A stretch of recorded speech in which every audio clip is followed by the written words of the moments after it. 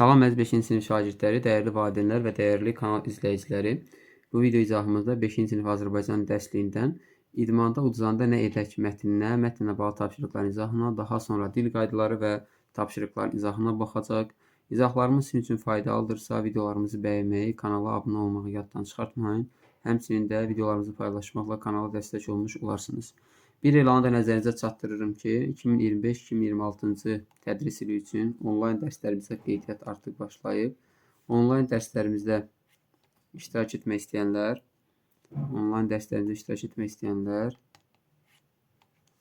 WhatsApp nömrəsi ilə əlaqə saxlaya bilərlər. WhatsApp nömrələri kanalda videonun altında öz əksini tapmam üçün də burada qeyd edirəm. 055 303 77 38. Azərbaycan dili və riyaziyyat fənnindən ibtidai siniflər və yuxarı siniflər 5-dən 11-ə qədər bütün siniflər üzrə onlayn dərslərimiz var. WhatsApp nömrəsi ilə əlaqə saxlayıb ətraflı məlumat ala bilərlər. Keçək sualların, tapşırıqların izahına. Burada suallar. Bir tapşırıqda deyir ki, sevdiyiniz və daim izlədiyiniz idmançı varmı? Onun həyatı, xarakteri haqqında nə bilirsiniz? 1A tapşırığı və 1B tapşırığı şəxsi tapşırıqdır. Yəni, hər bir kəsin özünün fərdi fikri olacaq təbii ki, bu tapşırıqla bağlı. Yəni, bu idmançı, sevdiyiniz idmançı hər bir sahədə ola bilər. Məsələn, Azərbaycan idmançılarının uğurlarından yaza bilərsiniz. Məsələn, güləşçilərdən yaza bilərsiniz. Hacı Əliyevin adını qeyd edə bilərsiniz. Fərdi Mansurovun adını qeyd edə bilərsiniz. Məsələn, cidoçularımızdan bilirsiniz ki, məsələn, olimpiyadada keçən 2 cidoçumuz qızıl medal qazandı. Həmin cidoçulardan yaza bilərsiniz. Nə bilim, digər idmançılardan, boksçularımızdan yaza bilərsiniz. Nə bilim, tanıdığınız və bəyəndiyiniz hər hansı bir idmançı və yaxud da ki, bu təkcə Azərbaycanlı yox, məsələn, digər dünya ulduzları ola bilər, məsələn, onlardan adını qeyd edə bilərsiniz və onun xarakteri haqqında nə bilirsiniz, fikirlərinizi yazarsınız. Sonra yarışlara qatılmağı sevirsinizmi? Təbii ki, məktəblərdə müxtəlif yarışlar, idman yarışları olur, intellektual yarışlar olur. Təbii ki, söhbət bu yarışlardan gedir. Bunlarda iştirak edirsiniz və qatılmağı sevirsinizmi? Belə bir sual verib. Yəni, bu da hər bir şəxs fərdi fikri olduğu üçün mən bu tapşırıqlarla bağlı sizə izah verməyəcəm təbii ki. Keçirik digər tapşırıqlar izahına. Uşaqlar, burada söz boğçası hissəsində sözlər verilib.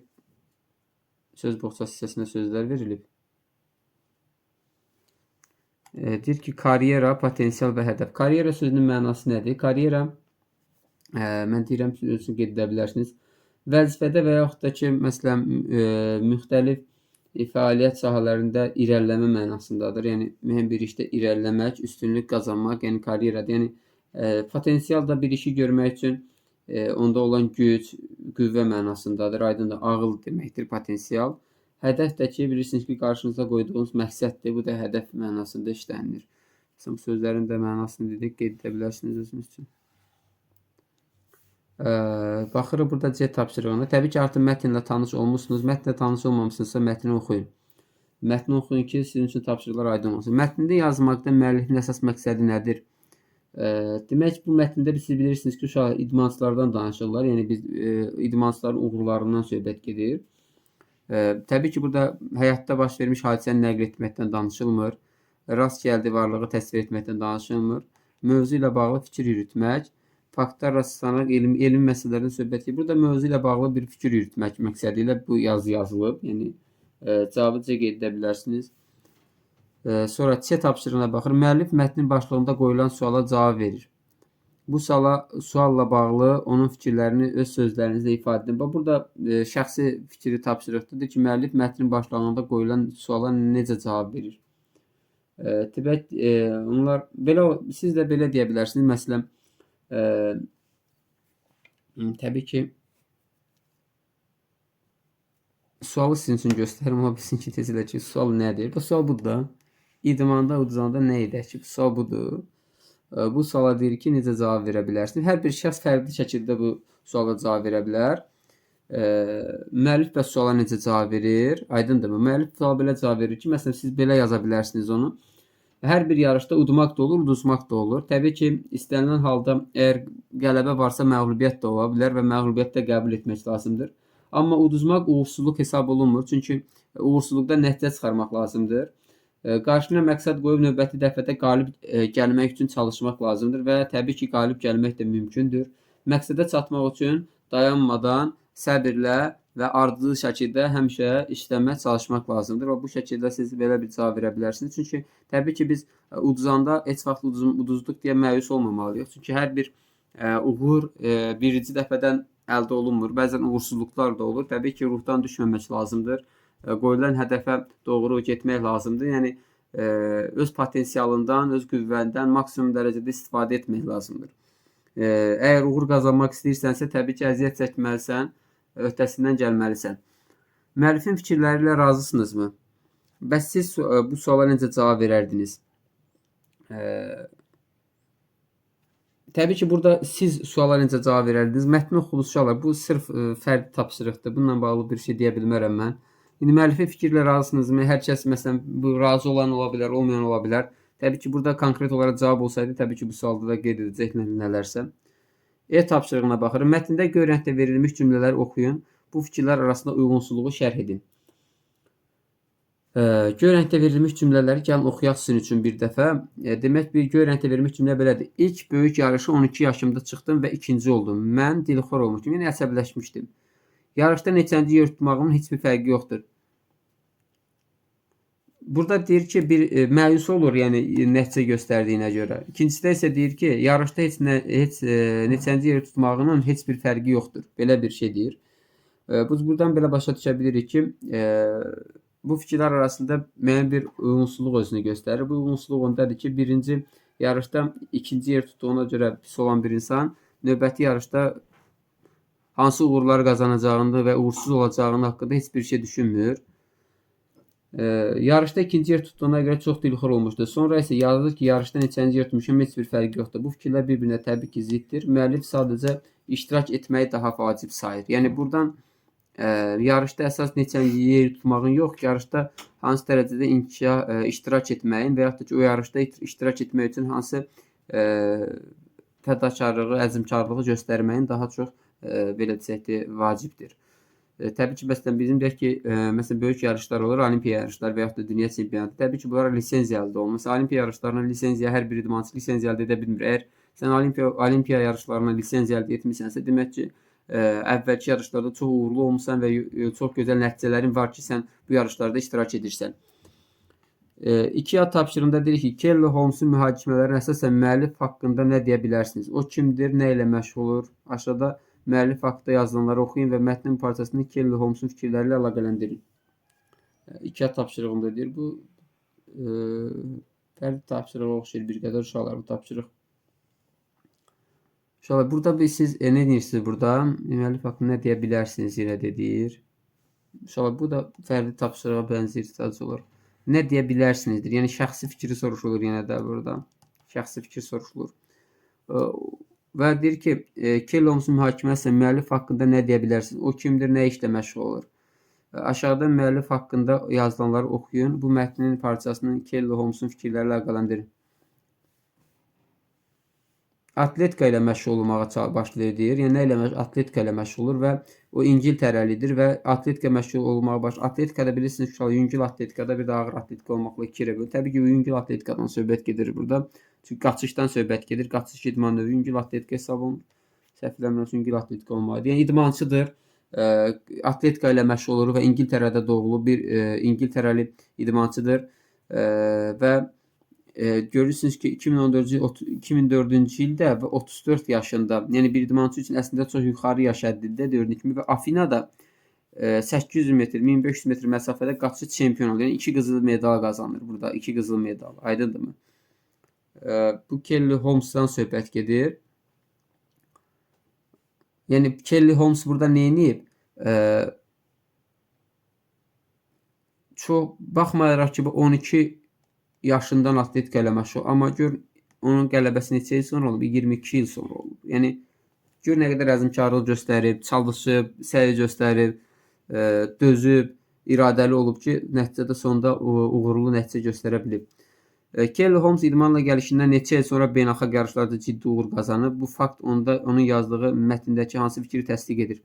Bax uşaqlar, sizə dedim burada, indi yenə də elə fikirlənin. 12 yaşında idmana başlayıb, amma beynəlxalq yarışlarda ən uğurlu nəticəsini 34 yaşında əldə edib. Yəni ki, 22 il sonra əldə edib bu uğurlu nəticəni. Yarışlarda uğur qazanmayıb. Yalnız o 13 yaşında İngiltərə Böyük Britaniya çempionu olub. Bu heç bunun beynəlxalq yarış aidiyyəti yoxdur. Müəllifin fikrincə, müəllif məsələdə fikir qoyub qarşıya məqsəd qoymaq, hədəf və ona çatmaq üçün çalışmaq, əzmkarlıq göstərmək lazımdır. Aydındırmı? Və müəllifin belə deyək də, müəllifin fikrincə qarşıya məqsədlər qoymaq daha vacibdir. Yəni müəllif də deyir ki, yəni bir nədəsə uğurlu olmaq üçün qarşına məqsədlər qoymalısan. Məqsədin olmalıdır. Əgər məqsədin olmasa, təbii ki, uğur qazanmaq sənin üçün çətin olacaq. Təbii ki, burada da bu fakt onu göstərir ki, Kelly Holmes qarşısına məqsəd qoymuşdu və bu məqsədindən nə 34 yaşında, yəni 22 il sonra, beləcə ilk idmana başladığı gündən 22 il sonra çatır həmin məqsədinə, nail olur. Sonra uşaqlar, C tapşırığına baxırıq. Bu C tapşırığında müxtəlif idmançılar haqqında, bu da futbol dünyasının məşhur ulduzlarından, məsələn, Braziliyalı Pele haqqında məlumat verir. Sonra boksun əfsanələrindən biri olan Məhəmməd Əli haqqında məlumat verir. Daha sonra Michael Jordan, bilirsiniz, basketbolçudur. Yəni Amerikada çox məşhurdur. Lionel Messi hamının sevimlisi olan bir futbolçu haqqında burada məlumat verir. Siz bu məlumatları oxuyursunuz və bu məlumatlar əsasən bu tapşırıq yerinə yetirilir. Qısa məlumatlar, onların idman haqqında söylediyi fikirlər təqdim olunur. Xoşuna gələn 3 sitatı seçin və uşaqlar, məncə yenə də fərdi tapşırıqdır. Demək olar ki, bu mətndə fərdi yəni şəxsi düşüncəyə əsaslanan tapşırıqlar daha çoxdur. Yəni hər bir indi düşünürəm ki, yəni özünüz yaza bilərsiniz bu tapşırıqları. Artıq burada dil mətn üzrə tapşırıqlar bitib, bir dil qaydaları ilə bağlı tapşırıqlara keçməliyik. Əvəzlik məna növləri. Sonra əvəzlik bilirsiniz də yəqin ki, nədir? Əvəzlik əsas nitq hissələrindən biri olub, digər əsas nitq hissələrini əvəz edir, onların yerində işlənir, onların funksiyalarını daşıyır. Yəni əvəzlik bir əvəzedici nitq hissəsi hesab olunur. 4A tapşırığına baxıram. Nöqtələrin yerinə uyğun şəxs əvəzliklərini, əvəzliyin mənaca 4 növü var da, bilirsiniz, şəxs əvəzlikləridir, işarə əvəzlik, 4 nə idi? 5 şəxs işarə, təyini, sual və qeyri-müəyyən əvəzlikdir. Qeyri-müəyyən əvəzlik. Yəni 5 mənaca növü var. Şəxs əvəzlikləri mən, sən, o, biz, siz, onlardır da. Mən, sən, o, biz, siz, onlar. Şəxslər təbii ki, çoxu bilir bunu. İstirahət günü dostlarımla görüşəcəyim. Burada şəxs sonluğu əmdir. Şəxs sonluğu əm olduğu üçün biz burada mən yaza bilərik. Tədbirdə iştirak etməli. İlk şəxs sonluğu olduğu üçün burada biz yazmalıyıq. Biz iştirak etməliyik. Burada biz yazarsınız. Bu barədə nə düşünürsünüz? Sünüz olduğu üçün burada siz şəxs sonluğundan istifadə edə bilərsiniz. Siz bu barədə nə düşünürsünüz? Aşağıdakı cümlələrə hansı şəxs əvəzliklərini əlavə etmək olar? Yadda saxla. Qalib gəlməyimiz heç də həmişə uğursuzluq deyil. Yadda saxla kim? Sən. Və burada sən artıra bilərəm. Sən yadda saxla. Qaçış sürətimi bilmək istəyirsən kim? Yenə də sən artıra bilərik burada. Yarışda neçənci yer tutmağımın heç bir fərqi yoxdur. Burada tutmağımın, yəni ki, yarışda neçənci yer, mənim. Burada mənim sözünü məsələn əlavə edə bilərik. Biz mənim neçənci yer tutmaqdır. Mən şəxs əvəzini əlavə edə bilərik. Bütün gücünüzü ortaya qoysanız kim? Siz qoysanız, sonda uğur qazanacaq kim? Biz qazanacağıq.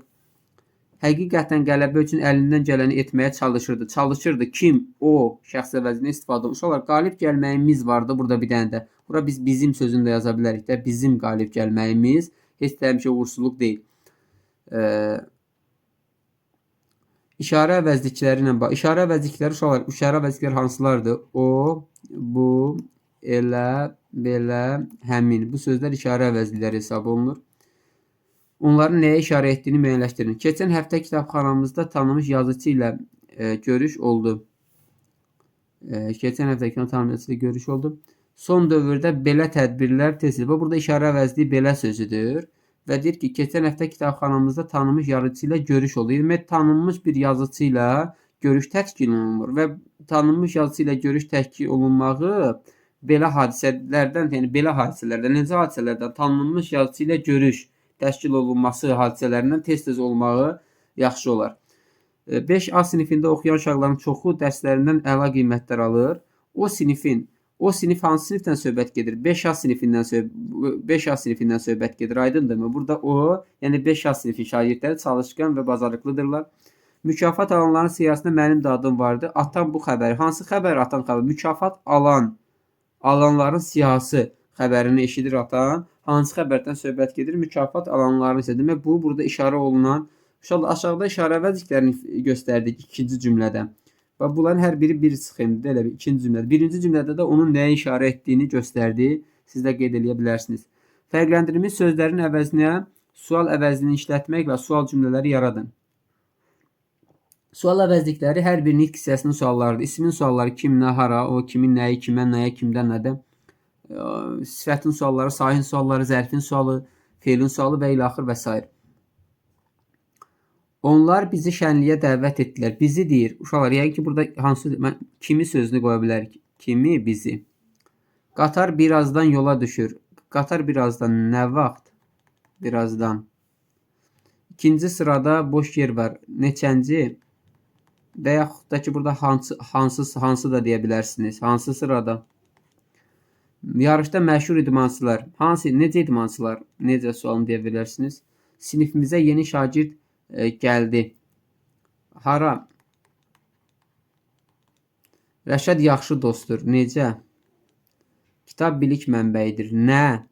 Sinifimizə yeni şagird gəldi. Bu bir dənə 5-ci tapşırığa bir də diqqətlə baxaq. Sinifimizə yeni şagird gəldi. Nəyə? Burada nəyə sualında istifadə edə bilər? Səhv edirəm desəm mən burada. Burada nəyə sualını qoya bilərik məsələn. Burada nəyə yeni şagird gəldi? Sinifimizə. Sonra hansı cümlədə dəqiq bilinməyən, qeyri-müəyyən şəxs haqqında danışılır? Dəqiq bilinməyən və qeyri-müəyyən şəxs. Deyir ki, dünən o məktəbin divarını elan vurub. Deyir ki, o məktəbi, o vurub səyir elanı. Burada şəxs müəyyəndir. Müəyyəndir ki, o vurub da, aydındırmı? Amma bu ikincisində deyir ki, dünən birisi kitabın divarına, məktəbin divarına üzr istəyib elan. Burada birisi deyir. Birisi deyirsə bu qeyri-müəyyən şəxsdir. Qeyri-müəyyən. Aydınmı? Demək ki, ikini götürməliyik biz burada. Qeyri-müəyyən əvəzliklər ismi əvəzidir. Uşaqlar, ismi əvəzidir. İsmi əsasən. İstisna bir dənə bəzi əvəzliyi var. Bu sifəti də əvəz edə bilər. Sifəti əvəzidir. Qeyri-müəyyən əvəzliklər əşyanın qeyri-müəyyən şəxsə aid olduğunu, şəxsə və ya əşyaya aid olduğunu ifadə edən əvəzliklərdir. Nöqtələrin yerinə uyğun gələn qeyri-müəyyən əvəzliklər işlətməklə cümlələri oxuyun. O başa düşməmişdi. O, məsələn, burada məsələn, nə yaza bilərik? Heç nəyi başa düşməmişdim. Bilmədi ki, bu sözləri kim deyib. Burada heç kəs sözünü qoya bilərəm. Heç kəs bilmədi ki, bu sözləri. Mənim sualıma cavab versin. Burada biri qoya bilərik. Mənim sualıma cavab versin. Kimi. Burada isə kimi qoyarsan. Hər iki yerdə kimi. Kimi kitab oxuyur, kimi televizora baxırdı. Cümlələrdən birində fərqləndirilmiş söz hansı sualına cavab verir? Hər otaqda təzə mebel var. Hansı otaqda? Hər otaqda. Burada hər sözüdür. Hansı sualına cavab? Hərə bir tərəfdə dərs oxuyurdu. Burada isə kim sualına cavab verir? Kim hərə? Aydınmı? Hər sözü təyini əvəzlikdir. Təyini əvəzliklər hər, bütün filan. Bir dənə də burada var. Yazılımı eyni əvəzliyidir uşaqlar. Təyini əvəzliklər hesab edilir. Hansı cümlədə təyini əvəzlik işlənmişdir? Kitabxanaya nə vaxt gedəcək? Uşaqlar, nə vaxt deyirsə bu sual əvəzliyidir. Cümlənin sonunda sual işarəsindən də biz görə bilərik. Bu yerlərin bu işarə əvəzliyidir. İşarə əvəzliyidir. Hər kəs bu qeyri-müəyyən əvəzlikdir. Onlar evə gec gəlir. Onlar şəxs əvəzliyidir. İçəridə kimsə var. Burada kimsə bu da qeyri-müəyyən əvəzlikdir. Qeyri-müəyyən. Burada bir şey diqqətli edim. Hər kəs öz burada var. Hər kəs qeyri-müəyyən əvəzlikdir. Həmçində öz əvəzliyi var. Öz əvəzliyi də həmçində öz əvəzliyi təyini əvəzlikdir. Demək cavab burada nə olacaq? Cavab olacaq C bəndi. Orada həm təyini əvəzlik var, həm də qeyri-müəyyən əvəzlik özünü göstərib. Belə tapşırıq. İzah bitdi. İzahlarımız sizi qane edirsə videolarımızı bəyənməyi unutmayın. Həmçində paylaşmaqla kanala dəstək olmuş olarsınız. Sağ olun.